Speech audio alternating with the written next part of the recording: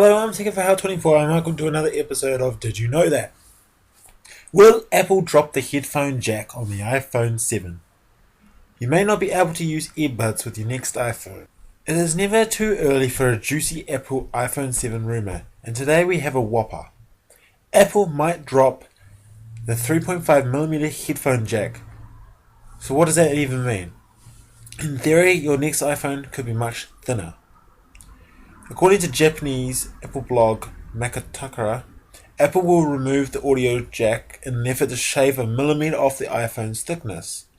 The idea of a slimmer iPhone 7 is not new. A few months ago, a KGI securities analyst wrote a report saying the next iPhone would be almost a full millimeter thinner than the current iPhone 6s and 6s Plus. So will you no longer be able to listen to music on your iPhone? You'll still be able to listen to music. The removal of the 3.5mm jack is a new wrinkle, and while the report doesn't mention it, many believe Apple could replace the jack with a multi-purpose USB-C port.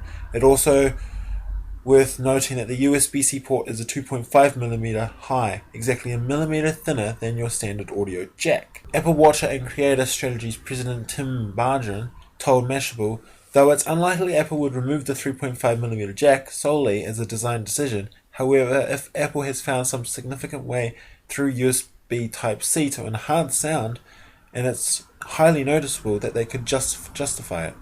On the other hand, dropping the port could cause a world of hurt for hundreds of millions of headset owners. People who spend extra money on an ear-over-the-ear headsets from companies like Kipskich, Parrot and Beats Audio, which Apple now owns, prize their audio quality. If Apple jacks the jack, they'll all have to buy 3.5mm to USB-C adapters. It's the kind of market disruption few believe that even Apple can withstand.